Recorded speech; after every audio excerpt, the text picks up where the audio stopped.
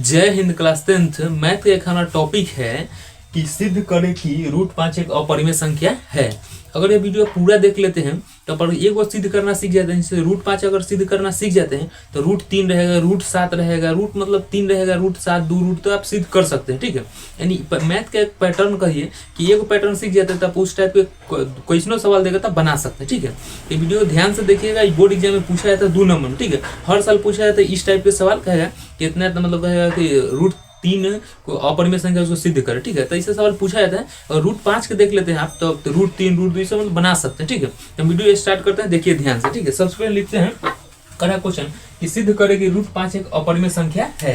देखिए वीडियो थोड़ा ब्लर होगा तो आप एडजस्ट कीजिएगा। ठीक है, बाकी फिर अच्छा से दिखाई देगा आपको। ठीक है, तो लिखते हैं हम सबसे पहले हल। ठीक है, मैथ आप लिख सकते हैं तो हल यानी सोल्यूशन। ठीक है, तो यहाँ लिख देते हैं हल, लिख दिए हल। ठीक है, और सबसे पहले करना है आपको क्या कि मानना है। ठीक है, और मानना क्या है, जो दिया रहेगा ना उसको अपोजिट यानी उल्टा मानना है। जैसे कर है कि सिद्ध करे कि √5 एक अपरिमेय संख्या है तो हम अपरिमेय कहे ना तो उसको परिमेय मान लेंगे। अपरिमेय कहे तो हम उसका अपोजिट यानी उल्टा परिमेय मान लेंगे। ठीक है, तो इसको हम मान लेते हैं अपरिमेय। ठीक है, तो लिख देंगे। आप लिख सकते हैं कि माना की या कल्पना की है, दोनों में से कुछ लिख सकते हैं आप। मतलब ना आदमी एक तरह से थेमेटिकल ऐसे करके सोचता है कि माना की मान लेते हैं। और जैसे मान लें कि आदमी वगैरह से क्या गुण है कि आदमी हाथ है, पैर है, गोर है, मानसिकता है सोचने का, तो मतलब सिद्ध हो गया कि आदमी है। तो उसी तरह कर है जब इसको अगर हो रहा है तो मानिए, और आपका मानना गलत हो जाता है क्या √5 एक अपरिमेय संख्या ही रह जाएगा। ठीक है, हम सबसे पहले मान लेते हैं।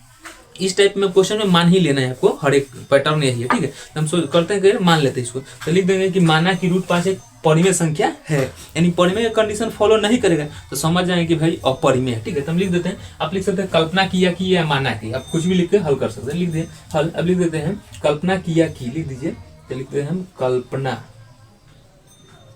या लिख सकते हैं माना कि, कल्पना किया कि √5 क्या है, √5 एक परिमेय संख्या है, परिमेय संख्या है। ठीक है, हम मान लिए हैं परिमेय संख्या है। ठीक है, परिमेय संख्या है। आप जानते हो ये परिमेय संख्या किसे कहते हैं, सो अगर नहीं जानते हैं तो सुनिए। ठीक है, मान लें कि कल्पना किया कि या माना कि √5 एक परिमेय संख्या है।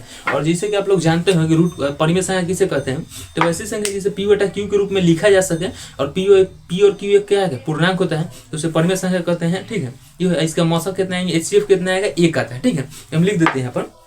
तो लिख देंगे हम √5 के, आप समझ रहे हैं परिमेय संख्या। तो लिखेंगे सबसे पहले √5, तो लिख देंगे √5। ठीक है, और जानते हैं √5। ठीक है, और बराबर p/q लिख देंगे, बराबर p/q। ठीक है, ये हो गया। अब जहाँ लिख सकते हैं आप, यहाँ कि मतलब जो √5 p/q क्या है, 100। ठीक है, तो हम यहाँ लिख सकते हैं जहाँ करके। ठीक है, लिख देते हैं यहाँ पर कि जहाँ, लिखेंगे कि जहाँ p और q क्या है वही लिखते हैं। जहाँ p/q यानी p, q एक पूर्णांक है, p, q एक पूर्णांक है, पूर्णांक है। ठीक है, पूर्णांक है। एवं कह सकते हैं, देखिए जिसे p/q के रूप में लिख देते हुए होता है हमारा परिमेय संख्या। ये हमारा क्या होता है, परिमेय संख्या, यानी बटा में 0 नहीं रहना चाहिए। परिमेय संख्या की यही कंडीशन है। ठीक है, ये हो गया। हम इसको लिख देंगे कि जहाँ p, q एक पूर्णांक है और एवं इसका सहअभाज्य संख्या, एवं सहअभाज्य संख्या कह सकते हैं, चाहे कॉमा दे दिए, लिख देंगे सहअभाज्य संख्या कितना, यानी मौसक कितना आना चाहिए, सहअभाज्य अभाज्य संख्या, सहअभाज्य संख्या यानी मौसक कितना आना चाहिए, 1। ठीक है, 1 हो गया। ठीक है, 1 सहअभाज्य संख्या यानी मौसक कितना होना चाहिए, तो 1। ठीक है, ये लिख दिया। जब कंडीशन समझ जाएगा, कहेंगे यानी HCF यानी परिमेय संख्या के सहअभाज्य संख्या यानी HCF कितना होना चाहिए, तो 1। ठीक है, HCF यानी मौसक कितना होना चाहिए, 1, जिसे परिमेय संख्या कहा है। ठीक है, तो वैसी संख्या होता है जिसे p/q के रूप में लिखा जा सकता है। और p और q क्या है, पूर्णांक होता है। ठीक है, आप ये कंडीशन समझ गए। और हम इसको करते हैं क्या, क्रॉस गुना। इतना से तो आप जानते ही होंगे ना। ठीक है, अब क्या करना है आपको, क्रॉस गुना करना। ठीक है, हम कर देते हैं क्रॉस गुना। ठीक है, ये इसी पेन से यूज कर लेते हैं, कोई दिक्कत नहीं है आपको, लिख दें। ठीक है, गुना करेंगे तो इससे इसमें गुना, इससे क्रॉस गुना का मतलब यही होता है। ठीक है, तो p बराबर लिख देंगे √5q। ठीक है, √5q। अब आप क्या करना है, इसको सबसे पहले देखिए, अब इसको करेंगे कि दोनों ओर वर्ग करना पड़ेगा, स्क्वायर करेंगे करने पर लिख देंगे। ठीक है, तो याद लिख देते हैं कि दोनों ओर, हम मार्कर चेंज करके लिख रहे हैं जो अच्छा लगेगा हमसे। ठीक है, लिखेंगे दोनों ओर ओर वर्ग करने पर, वर्ग यानी स्क्वायर करना है, दोनों ओर वर्ग करने पर, वर्ग करने पर, करने पर, ठीक है। ये लिख दिए। देखिए अब स्क्वायर करना है हमको, कहे दोनों ओर क्या करना है, स्क्वायर यानी वर्ग करना है, ठीक है। तो देखिए हम इसको करते हैं, ठीक है। देखिए पी स्क्वायर कर रहा है तो पी स्क्वायर का क्या लिखेंगे, पी स्क्वायर होता है। देखिए हम लिख देते हैं, तो करना है हमको पी स्क्वायर यानी हो जाएगा ये वाला पी स्क्वायर, ठीक है, रूट अंडर 5 क्यू के होल स्क्वायर, ठीक है। तो यहाँ क्या होगा, आप तो जानते हैं पी स्क्वायर तो पी स्क्वायर ही रहेगा, ठीक है। और बराबर देखिए स्क्वायर से रूट कर जाएगा, स्क्वायर से रूट करें तो कितना हो जाएगा 5q, क्या होगा 5q, यानी कह सकते हैं कि रूट अंडर 5 गुने रूट अंडर 5, ठीक है। तो क्या बाहर निकल के आएगा 5, ठीक है। जब भी जोड़ा रहता है तो एगो बाहर निकल जाता है, या आप दूसरा कंडीशन कह सकते हैं कि इसका स्क्वायर का है रूट अंडर 5 के, ठीक है। तो स्क्वायर से रूट कर जाता है तो कितना आ जाएगा 5, यानी स्क्वायर का मतलब ही होता है, स्क्वायर का मतलब होता है 2 और रूट का मतलब होता है 2, तो ये हमारा निकल जाएगा कितना हो जाएगा 5, ठीक है। तो लिख दें 5, ठीक है। अब क्या करना है हमको, देखिए ध्यान से, अब देखिए थोड़ा कंडीशन क्या है, देखिए कह रहा है ये कि पी, अब कितना आ गया, ये हमारा समीकरण एक लिख देंगे कि समीकरण एक क्या है, पी स्क्वायर होता है 5q, ठीक है, 5q स्क्वायर, क्यू छोड़ दी है तो क्यू लिख दिया है, ठीक है। तो लिख देंगे क्यू स्क्वायर छोड़ दिए, तो यहाँ लिख देंगे समीकरण ये 1 हो जाएगा हमारा, ठीक है। ये कितना हो जाएगा समीकरण 1, ठीक है। तो यहाँ लिख दिए समीकरण। अब कंडीशन क्या है, देखिए कि ये जो है ना, देखिए जो ये है पी स्क्वायर, ये 5 से विभाज्य, कैसे से देखिए, जो चीज इधर गुना में रहेगा इधर कथी में आएगा भाग में, जो चीज इधर गुना में है तो ये किस में आएगा भाग में, तो आप लिख सकते हैं कि गुना में तो इधर है तो भाग में, यानी पी स्क्वायर जो है पी स्क्वायर यानी 5 से विभाज्य है कि ना, पी स्क्वायर 5 से विभाज्य है यानी विभाजित यानी कट रहा है, ऐसे लिख देंगे ये भाषा में, ठीक है। यहाँ लिख देते हैं, इस समीकरण 1 हो गया हमारा। यहाँ लिख देंगे कि पी स्क्वायर 5 से विभाजित है एवं पी भी 5 से विभाजित है, क्योंकि देखिए इधर गुना में है, लिख देंगे यहाँ पी स्क्वायर 5 से विभाजित है, 5 से विभाजित है, ठीक है, विभाजित है, एवं p भी लिख देंगे कि एवं p भी 5 से विभाजित है, एवं p भी 5 से विभाजित है। आपको ये कंडीशन है लिखना ही है, ठीक है, ये इतना आप लिख दीजिएगा, ठीक है, विभाजित है, ठीक है। लिख देंगे कि यहाँ पी स्क्वायर 5 से विभाजित है एवं पी भी 5 से विभाजित है, ये आपको कंडीशन है फॉलो करना है, ठीक है। और हम क्या करेंगे इसको, अब कुछ कंडीशन है जो आपको मतलब हर एक स्टेप में करना ही करना है, हर एक क्वेश्चन में ये मतलब कंपलसरी है आपको मानना है, ठीक है। अब मान लेंगे, आप कुछ भी मान सकते हैं, p बराबर 5m रखने पर, ठीक है, m रखिए x कुछ भी रख सकते हैं। तो यहाँ लिख दें कि ये मान लेंगे ना, तो लिख देंगे माना कि, अब यहाँ लिख देंगे कि माना कि p बराबर 5m रखने पर, माना कि p बराबर 5m रखने पर, ठीक है। ये जो कंडीशन है ना आपको सब में मानना ही है, ठीक है। आप रख सकते हैं सब में, जैसे मान लीजिए रूट 7 रहता है तो यहाँ रूट 7 आता तो यहाँ 7 हो जाता, 7 रहता रूट 7 के स्क्वायर 7 हो जाए, ठीक है। तो यहाँ रखते p बराबर 7m रखने पर, यानी कंडीशन है आपको फॉलो करना ही करना है, ठीक है। तो हम समझ गए। अब यहाँ रख देंगे p की जगह पर, ठीक है, कितना रखना है 5m, तो रख देते हैं जी, क्या दिक्कत, लिख देंगे। अब रखना है हमको तो रख देते हैं जी, क्या दिक्कत है, देखिए लिखेंगे कितना p की जगह पर कितना रखना है 5m, तो 5m, ठीक है, का स्क्वायर, क्योंकि p की जगह पर रखना है तो p की जगह पर कितना रखना है 5m, तो p के स्क्वायर है यानी 5m के स्क्वायर हो जाएगा बराबर 5q स्क्वायर, ठीक है। तो 5p इसका करेंगे स्क्वायर, 5 के स्क्वायर कितना होगा 5 गुने 5 यानी 25m स्क्वायर, ठीक है, अब बराबर 5q स्क्वायर, ठीक है। ये समझ गए। अब इसको कथी मान लेंगे, इसको इधर काट देंगे, 5 के बराबर 25 क्या होता है तो 5 मिलता है, ठीक है। तो लिख देंगे कि 5m स्क्वायर बराबर 5q, क्या आ गया कि इसको समीकरण 2 मान लेंगे, क्या मान लेंगे इसको समीकरण 2, ठीक है। ये हमारा समीकरण हो जाएगा 2। ध्यान से देखिए कहेगा 5 के स्क्वायर करें तो कितना है 25, तो लिख दें 25m स्क्वायर, ठीक है। और 5 के पढ़ा में 25 क्या मतलब 5 मतलब यानी 5m स्क्वायर बराबर हो जाएगा 5q, ठीक है। तो ये समझ यानी ये तो कट ही जाएगा, वो ये जब कटेंगे तो लिखने का जरूर, ये 5 से नहीं वाला काटे 25, तो 5 मतलब काटे यानी 5m स्क्वायर बराबर होगा q, क्या हो जाएगा q स्क्वायर, ठीक है। तो यहाँ लिख देंगे समीकरण कितना हो गया हमारा 2।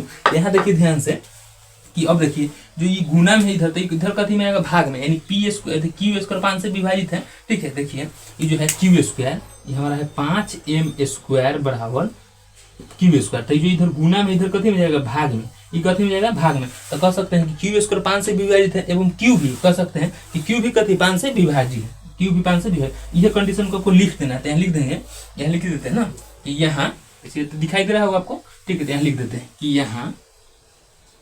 यहाँ अथी क्या है, क्यू स्क्वायर। हाँ, तो क्यू स्क्वायर 5 से विभाजित है, विभाजित है, ठीक है। एवं कह सकते हैं कि एवं क्यू स्क्वायर 5 से विभाजित है, एवं क्यू भी 5 से विभाजित है, 5 से विभाजित है, ठीक है। ये समझ गए, इसे आपको कंडीशन फॉलो करना है, बनाना है, ठीक है। क्यू भी 5 से विभाजित है। थोड़ा बहुत देखिएगा ध्यान से, लिखे हैं यहाँ पर कि यहाँ क्यू स्क्वायर 5 से विभाजित है एवं क्यू भी 5 से विभाजित है।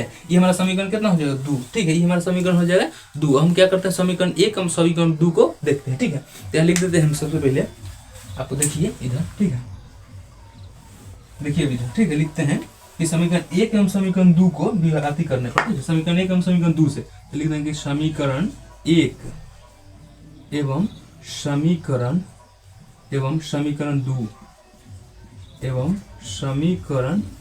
2 थोड़ा बहुत समीकरण 2 से, ठीक है। देखिए, तो समीकरण 1 एवं समीकरण 2 से हम करते हैं, इसको क्या करेंगे देखिए, ठीक है। देखिए समीकरण 1 एवं समीकरण 2 देखिए ध्यान से करा है कि समीकरण 1 में हुआ है कि पी स्क्वायर 5 से विभाजित है, पी भी 5 से विभाजित हुआ है, ठीक है। और समीकरण 2 में हुआ है कि क्यू स्क्वायर 5 से विभाजित है, यानी क्यू भी 5 से विभाजित है, ठीक है। तो देखिए कर सकते हैं कि परिमेय संख्या का जो कंडीशन है वो कंडीशन क्या होता है कि HCF यानी मौसा कितना आना चाहिए, 1 आना चाहिए, ठीक है। और यहाँ क्यू स्क्वायर भी 5 से विभाजित है और पी स्क्वायर भी 5 से विभाजित है, यानी मौसा कितना आ रहा है, 5। कितना आ रहा है, 5। HCF कह सकते हैं HCF यानी कितना आ रहा है, 5, ठीक है। जो कि हमारा क्या है, हमको HCF दोनों में कितना आना चाहिए, 1, ठीक है।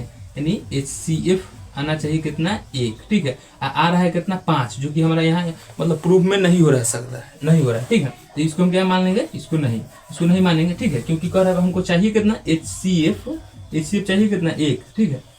यानी समीकरण 1 एवं समीकरण 2 को हल करेंगे तो हमारा HCF कितना आएगा, 5। कितना आएगा, 5, जो कि गलत है। हमारा मानना कथी गलत है, क्योंकि परिमेय संख्या का कंडीशन यानी शर्त कहता है कि आपको परिमेय संख्या यानी P बटा Q के रूप में लिख रहे हैं, उसका मतलब HCF 1 आना चाहिए, ठीक है। तो हम जो माने हुए हमारा मानना कथी है, गलत है। तो हम लिख देंगे कि यहाँ लिख देंगे समीकरण 1 एवं 2 समीकरण 2 से, ठीक है। तो लिख देंगे अतः मेरा कल्पना गलत है कि √5 एक परिमेय संख्या है, अतः √5 एक अपरिमेय संख्या है। आपको लिख देना है, लिख देते हैं।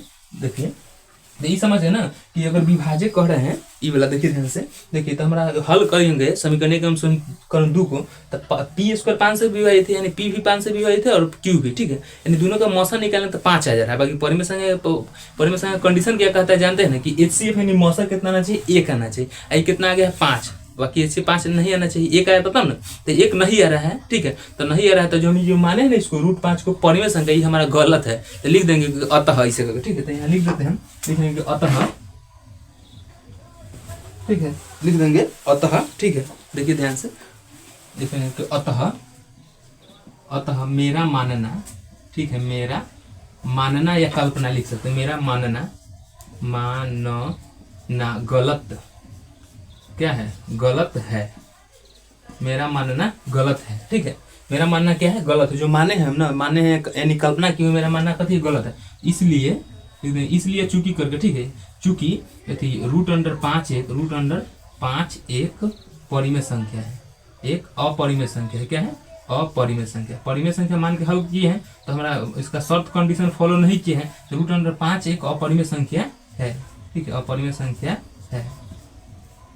देखिए वीडियो देर के हो सकता है, बाकी आपको आ जाएगा पूरा। ये हमारा कथी सिद्ध हो गया, यानी प्रूव हो गया कि √5 एक क्या है, प्रूव हो गया कि √5 एक अपरिमेय संख्या ही है, परिमेय नहीं। क्योंकि परिमेय का कंडीशन फॉलो नहीं किए हैं तो अपरिमेय संख्या है। जैसे मान लीजिए कोई आदमी है, अगर है कि आदमी की कंडीशन क्या क्या होना चाहिए, तो आदमी रहेगा तो ना, कहे पैर हाथ गोर होना चाहिए और मानसिकता, इसे मतलब इसे होना चाहिए, तो वो आदमी है, नहीं तो आदमी नहीं है। तो हम देख लिए कि पहले हम इसको मान लिया थी कि परिमेय संख्या, जब परिमेय संख्या के देखिए कि पैटर्न फॉलो कर रहा है तो नहीं, तो क्या हो जाएगा, अपरिमेय संख्या हो जाएगा, ठीक है।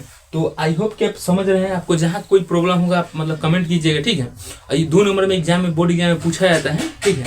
आपको जिस टॉपिक का मतलब वीडियो चाहिए कमेंट करना है। मिलेंगे किसी नेक्स्ट वीडियो में। जय हिंद।